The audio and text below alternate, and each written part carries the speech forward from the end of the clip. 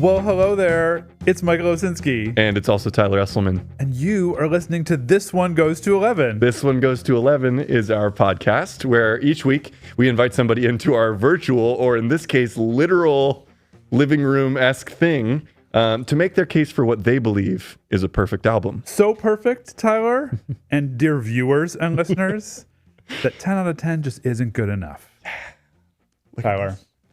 Look, nah. We can do that. We can do that. Pretty crazy. This is crazy. This is our first ever video episode where we are in person. Yes. Because, you know, we did a little 100th episode thing, and now we're like together. It is kind of surreal, but such as making a thing and trying new things. So we're glad to have you. We are season 9. Is this the first episode of first season episode 9? Of season 9. This is season 9 premiere. So thanks for coming back for a 9th season. Over 100 episodes now. So I just say we'll keep on cooking with this thing until it gets boring, right? Yes, but even though it's over 100 episodes, I do believe that technically this is the 100th album potentially, right? Yeah. Because there's a whole. Dear listeners, we'll get into all the nerdy if you're an archivist and an enthusiast of our body of work, if you will, then maybe you have a better count on how many episodes we've done. But it's right around 100, exactly, and right around 100 albums that we've talked about. Which when you put it into that context, it's really crazy to think about how much music we've actually listened to. Yeah.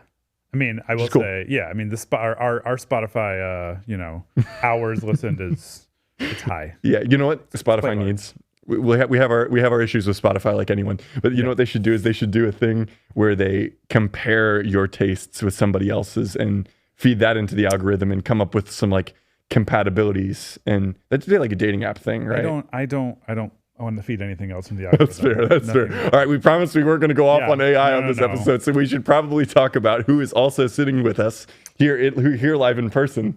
We should indeed. Tyler, who is the first guest of season 9? Our first guest of season 9 is our dear friend Aaron Aptaker. Aaron, in his words, is a creative guy. Agree? Who enjoys designing interactive experiences and writing music. And he's also sitting right in this chair. So what's up, Aaron? Hello. I'm honored to be here to kick off the 9th season. Yeah. Yes. Oh, yeah. You also did not put in your credit, too, that like when I was in grad school and I directed a production of a play called Machinal by Sophie Treadwell, where, I mean, with Aaron's permission, I did blatantly steal something that you had developed for that play. I mean, 'cause you were my assistant on that, and like, I felt we kind of co-directed. Yeah, I think it's allowed to take something from your assistant director. Well, yeah, and also like that's the hierarchy, isn't it? Yeah. I think you undersell yourself in your bio. He does. Yes. Theater school at DePaul University, chum. You're part of that crew. So we got several years under our belts now. We've known each other for like, I guess it's been 14 years, something like that, for 13, 14 years. In passing, like this is we're all part of the greater circle of TTS grads who have come into this podcast space. So we're glad to have you. And you should tell our listeners what album you have chosen to make your case for today to kick off season 9. So tell us, Aaron, what album hath thou brought before This One Goes to 11 tribunal today? Yeah, well, I'm excited to say that we are kicking off season 9 on a really, really, really good note because I have brought the perfect album for you today. I have brought Ben Folds 5, first album from 1995. Yeah, Ben Folds 5. The eponymous. Eponymous. Mm-hmm. That's a good word. Yeah. Well, I'm a huge Ben Folds fan, so I will put that on the table as a disclaimer first. So I will be biased. And which I'm typically never biased on this podcast, right? No, we're biased sometimes. I don't know if I would agree with that. I just don't know. Only you can tell us, viewers/listeners. Are we biased? But I'm going to show my bias right there for Ben Folds. But for those of our listeners and viewers who may not know Ben Folds and his body of work all that intimately, we do have a convenient segment that we can now do in person. And it's everyone's favorite segment, Aaron. To get them caught up on Ben Folds and this album. So, Michael, what's that segment called? It is The Beginner's Guide to Ben Folds 5's Ben Folds 5 in 60 seconds. And you're doing it today. I am doing it, kicking off the season. Okay. I have written an intro. Great. I will say I am not a huge fan of the fact that I am doing this off my phone because I hate it when people read things off their phone. So sorry, dear listeners, I'm about to do this. But at least I'm saving a tree. So, It's true. Okay, I've got 60 seconds on the clock. When he gets done making his case, you're going to get to assess how he did. So pay close attention, okay? All right. All right, you ready? God, yeah, okay, I'm ready. I've got 60 seconds on the clock Wait, starting. hold on a second. I'm at that point in life now where I refuse to get progressives. So Fair enough. The pressure's really on now. It really is. I know. I can feel it. okay. All right, we're starting in 3, 2, 1. Stop the Go. bus. This week's musical artist was a trio, not a quintet, but Ben Folds 5 sounded better than Ben Folds 3. The band got started in 1993 in Chapel Hill, North Carolina, when Folds, who had spent much of his youth learning to play songs by Elton John and Billy Joel by ear, met bassist Robert Sledge and drummer Darren Jesse. Together they crafted a unique guitarless sound that was power pop, part Tin Pan Alley, and a dash of Weird Al Yankovic, or as Folds called it, quote, punk rock for sissies, unquote. Their eponymous debut was released on Caroline Records in 1995. It was an alternative to the music on most alternative stations, though those alternative stations were the ones to feature the band, and the first official single, Underground, was a hit on American college radio and abroad. The band would go on to release 2 more albums, including the one featuring their breakout hit Brick, about Folds' high school girlfriend's abortion, and a rarities collection before amicably disbanding to recuperate and pursue solo projects, with Folds having the most solo success. They have reunited several times since, including in 2012 to record one final album, The Sound of the Life of the Mind, and tour with Guster and Bare Naked Ladies, and then again in 2023 for a concert paying tribute to Caleb Southern, the producer of their first 3 albums. There we go. I think we'll count it. Well done. Thank well you. done. All right. I'll give you a round of applause for that Thank one. you. I'll put my glasses back on. How do you feel? You feel okay? Yeah, I Feel feel okay? okay. You got it out of your Okay. system? I got it out of my system. And the first one's always it's like the first pancake. Yeah. You got to know? eat it. Right? Sure. Right. You got to eat it. That's what the chef always eats, the first pancake. 'cause Oh, I it's didn't know that. I thought the first pancake was always a little like, And that's why the chef eats it, because then because it's the crappy one, and so you don't want the people you're feeding to not have substandard. Anyway, It was just funny that you said you eat it. you got to eat it. Like eat it like I eat it like I skateboard poorly or something. Not exactly what I was referring to. Okay. Anyway, Aaron, tell us, how do you being our self-proclaimed and now resident Ben Folds 5 expert, how did Michael do kind of summarizing this band and this album, the context of them? Yeah, I would say Michael can feel confident just serving these pancakes to the guests without even sampling one. Okay. I would say if this was the Wikipedia page, I would donate to Wikipedia after that. Michael knocked it out of the park, and we don't need syrup. We don't need butter. Oh man, that's a good pancake. right. You don't even need This syrup. pancake can stand on its own. Wow. I appreciate the Wikipedia thing. They need our donations. They do. I've done it actually a couple times Oh, now. good for you. I know. I feel good about myself. All right, I will accept that. I will thank you very much. Thank you for I will always be harder on myself than most people are on me, but I mean, what else is new? Well, here we should jump in. We should really get started. But before we start talking about the album and the artist specifically, we want to know more about you and specifically what your own personal relationship has been with music writ large, as Tyler Usselman likes to say. I do. Yeah, so I was gifted a very small toy piano when I was 4 years old. And from the moment I was gifted this toy, I just became set on wanting to figure it out. I wanted to unlock this thing. I wanted to understand it. There's a story that I don't personally remember because I was 4, but my mom has told it to me enough that it's become a part of my personal narrative, which is I'm sitting in her lap at 4 years old. I've just gotten this toy, and all of a sudden I just start bawling, crying. And she, Aaron, what's wrong? What happened? And I'm crying, and I say, I have this music in my head, but I just can't. I don't know how to make my hands, execute it. Probably not in execute. Was probably not a word I was using it for. But I have this music. I want to create it. I want to understand it. I want to make it. And just a deep frustration with my inability to do so. And so, very quickly into piano lessons at 5 to start figuring that out. Yeah. And so for me, that's been a lifelong journey of feeling this music that I want to create.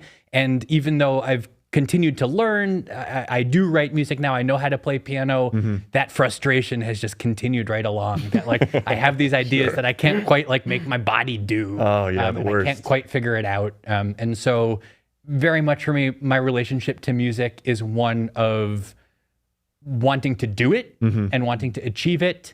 And I think also as a listener of music is something that just fills me up in a way that nothing else does. I can listen to music and really just feel present. I can feel content. It can be therapeutic. This past summer for my birthday, I was like, maybe I should like treat myself and get a massage. And I was looking at the prices of massages and I was like, you know what?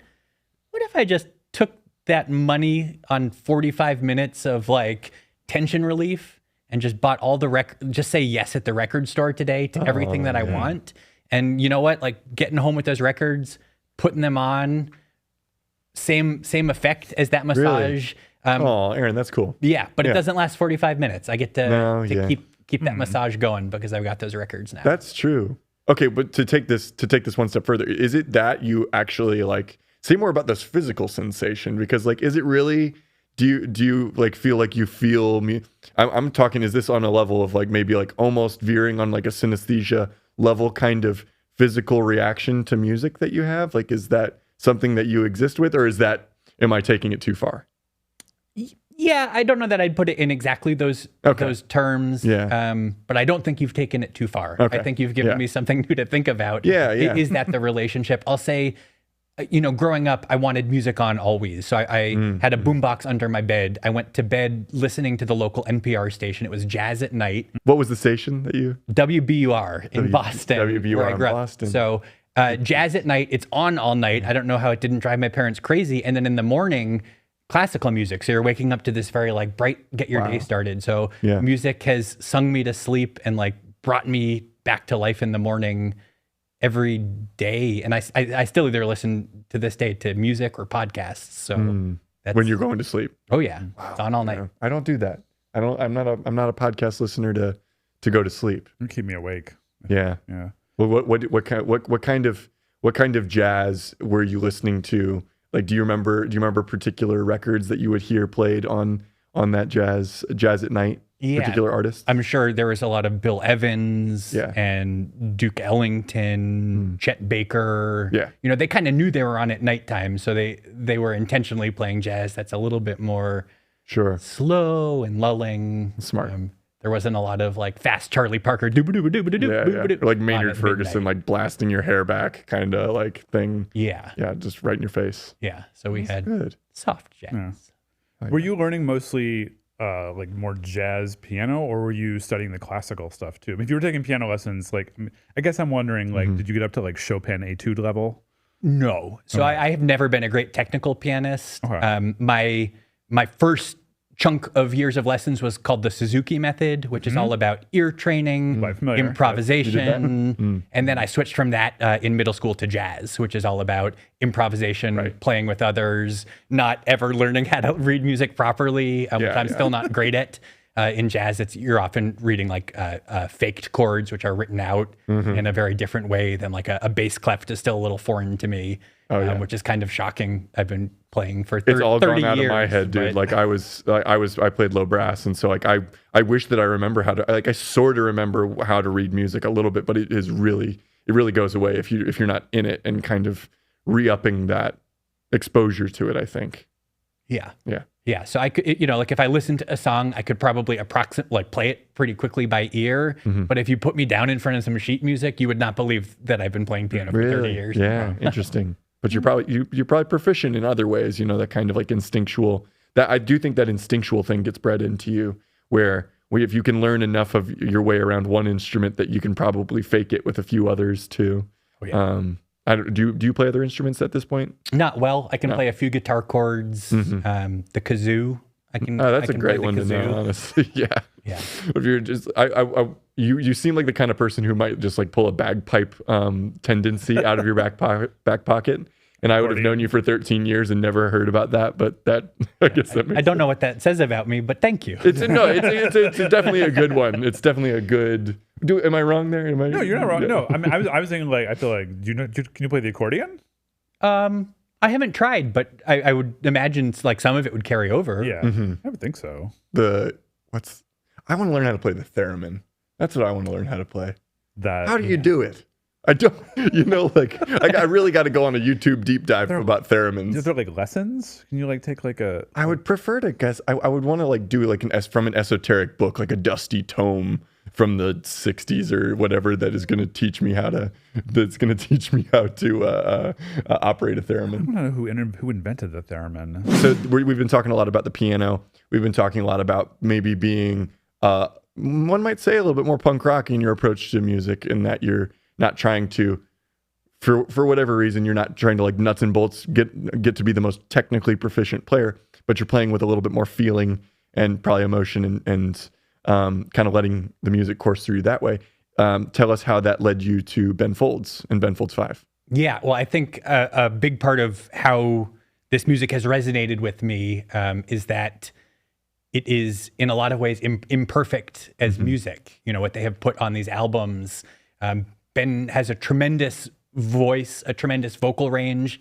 It's not a voice that a lot of people would consider as like a conventionally beautiful voice. Sure. I also do not have a voice that people would consider conventionally beautiful. Says you. Singing voice. My podcast voice, hopefully, is quite it's top notch so far. Yeah, absolutely. But I can go deeper. But the singing voice isn't quite there for me. But I think Ben gave me confidence that like you don't have to hit all the notes perfectly to sound good and to make people want to listen to you. And the same with the piano. While he is certainly technically far beyond proficient, he is a physical player. He's an athletic player. Right. He's not afraid to make mistakes when he's playing, and that's sort of a part of the sound. And so I think it was just very encouraging to me when I first encountered this music. It was like, yes, this is possible. This is possible to do, and people want to listen to all kinds of sounds and all kinds of ideas. Yeah. How exciting that can be. The album itself, I first encountered at 13 years old. I was gifted Ben Folds 5 as a bar mitzvah present. Amazing. So thank you very much to the cousin who gave me the album. Didn't open it right away because, you know, at that age, at 13, if someone else recommends something, hey, I don't know, I don't want to. Sure. So, but for some reason, it was, you know, I knew nothing about it. I was just like, this was given to me, so I don't want to consume it. Glad I got over that phase really quick. Opened the album, probably one of the first things I loaded onto iTunes, onto my iPod. And then it was just like nonstop for me. You know, this was one of the few albums I owned. So it was a huge part of my development and just a really influential time. Both as a person, musically, where I was, and has just really... You had just become a man. Quite literally, and just become a... I mean, man. that's the moment. It's one of the moments. Yeah. And he was definitely... I mean, I remember, because when I got into Ben Folds 5 as well, full disclosure, dear listeners, like, he definitely made playing piano cool. Or, well, nerdy cool. I don't know if we can say that. Well, you mentioned him being like a physical player. Like, in some ways, like, I feel like in that way, he and Tori Amos kind of have something similar going on there. I was going to invoke this too, When they play the piano, like, they are not just playing the keys. Like, they are playing. I mean, I think, like, you know, Ben Folds is probably like smacking it around a little bit, and, you know, it feels like Tori Amos is doing other things to her piano. But we're not. We have to. We love her for who she is. Yes. Oh yeah. Oh no, I love Tori Amos too. Are you a Tori Amos head? Do you have any Tori Amos love? No. Nothing against Tori Amos. Just being candid. I want to go back to the like cool thing though. Yes. Okay. Like, go ahead. Like nerdy cool, but like I mean like okay, not cool in a mainstream like oh man like everyone loves Ben Folds 5, but like I mean may I presume, Aaron, that at some point in your life you have felt a little nerdy? As a human? Yes.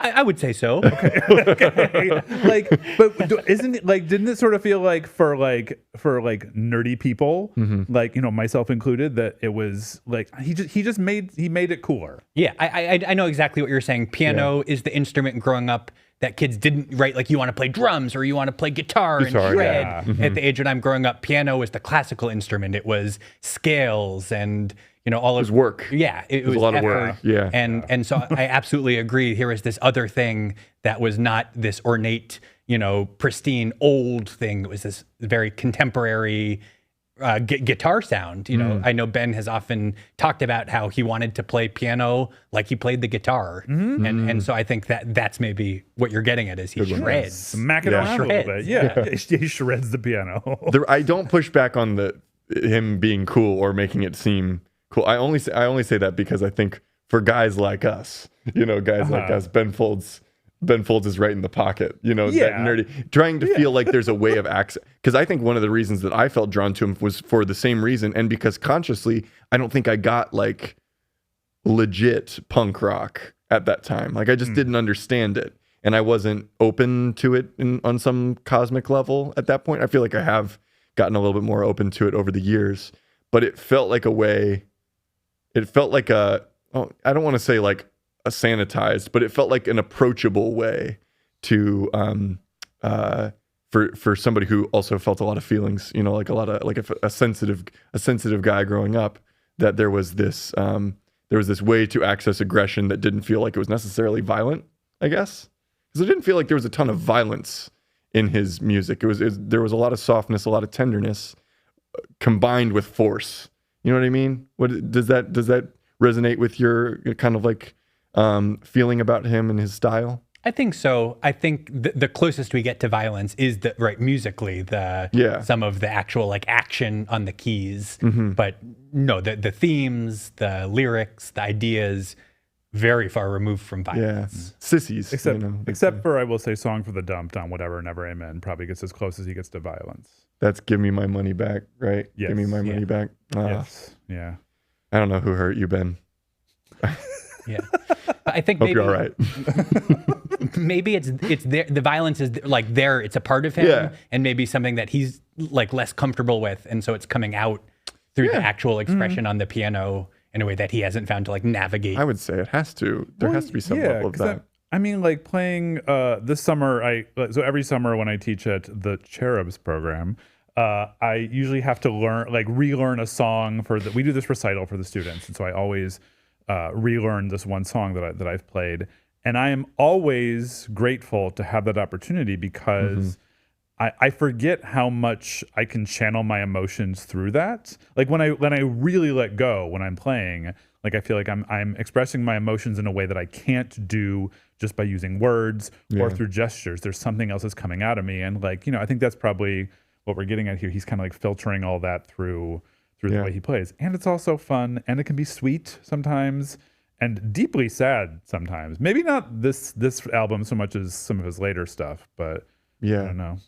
This is one, would you say that this is the Ben Folds 5 album that you come back to most often? Oh, 100%. Yeah. I'm a huge fan of his music, both with the group and his solo work. Yeah. But when we're talking about like what is that thing that I am going back to, or what for me is the Ben Folds experience, it's this album. Mm-hmm. Okay, on this podcast, we tend to be distrustful, skeptical of genre. Oh, yeah. But I'm curious, like, where, if you had a record store, where are you putting this album? I mean, in the bio I mentioned, like I can hear a little bit of, there's a little bit of Tin Pan Alley going on in here, but I don't know what genre that would be. Mm-hmm. Is he power pop? Is he piano pop? Like what alternative, which doesn't mean anything anymore? Like, where are you putting this album? Gosh, that's a tough question, and I think it's a tough question because this album has such range musically. When I go in the record store, there is a category called unclassified. Oh, I don't know that this album would typically be in unclassified. Like if I was trying to sell this album, I would put it in alternative pop. But if I were actually trying to describe the range that this album contains and the multitudes within it, unclassified for sure. Okay. Yeah. Well, it's almost, I was trying, in re-listening to the album, I kind of thought it's easier to draw connections between him and the people you think, the other musicians you think he's most like, than it is to associate him with a genre, I think. Because for me, it's like Billy Joel and Elton John sort of are the kind of like prototype. They were the prototype for him. The piano in men, some if ways. you will. Yeah, the literal piano men. Yeah. And so you can see the sort of, but that always makes you wonder, like, how much is that just because of instrumentation that I'm saying that? Like, what's the... I don't know. I mean, I saw a lot of comparisons to Joe Jackson. Do you remember with Joe Jackson, the song Steppin' Out? Oh yeah, that's a great song.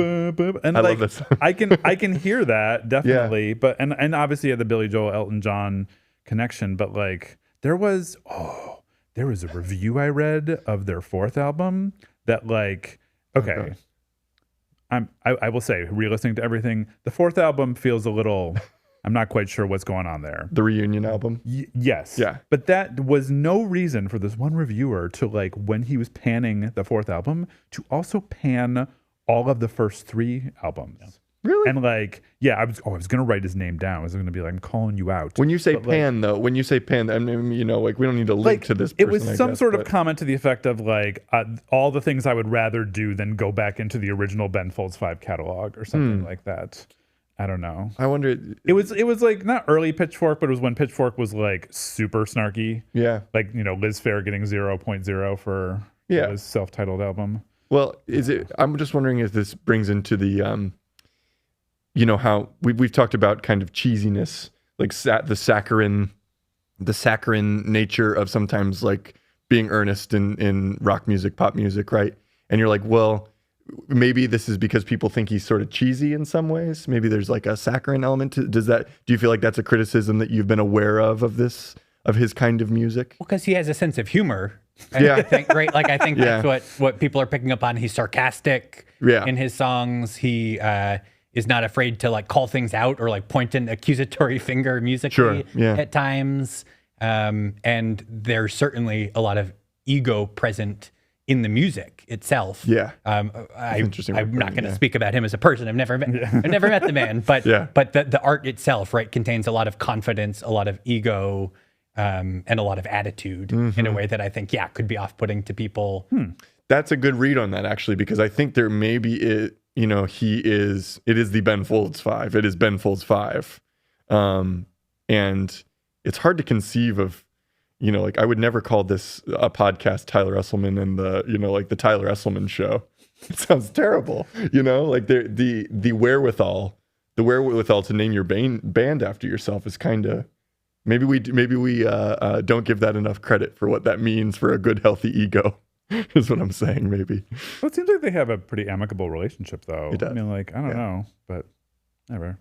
Let me contrast that a little bit here, because something that's very exciting to me about this band, right? There's no guitar in this band. Right? It's just the rhythm section, and which the rhythm section's all working together, and yet they have figured out, like, how do we recreate the energy of the lead? Oh, I know. We're just all gonna play like we're the lead. And so you have this synergy going on where it's both this rhythm section that's working like really tightly in sync, but also they're all kind of playing like they're the lead. Yeah. And that is not something that someone with right, like Ben could have said, no, this is all going to be me. I'm the only one who gets to absolutely shred on this album. But instead, all of them are getting their play. So I think that's cool. I think there's a little bit of give and take here with the Ben Folds ego, so to speak. Yeah. Yeah, totally. And the other two also provide vocals on quite a few songs. I love when they they like do. they are, they are the, you know, doo-wah or wah or ah or ba-ba, like on what's the song Whatever Never Amen where it sounds like the chicken song, like Fair. Oh, like, that is it. It sounds like the chickens. That one's good. Anyway. And those harmonies are up there with the Bee Gees. Let's just be clear. Okay, make a point. There you go. Oh yeah. All right, they're high quality harmonies, so I'll count that point in your favor, in this case. Well, we've talked about the album as a whole. We're curious to know from you. For you, what is the standout track on Ben Folds 5? Ben Folds 5. My standout track is Best Imitation of Myself. Well, now, dear YouTube viewers, you get the added pleasure, if you are watching this via the playlist, of hearing the song in its entirety. And then once that's done, you're going to come on back and we're going to talk about it. So go enjoy a little Ben Folds 5, Best Imitation of Myself.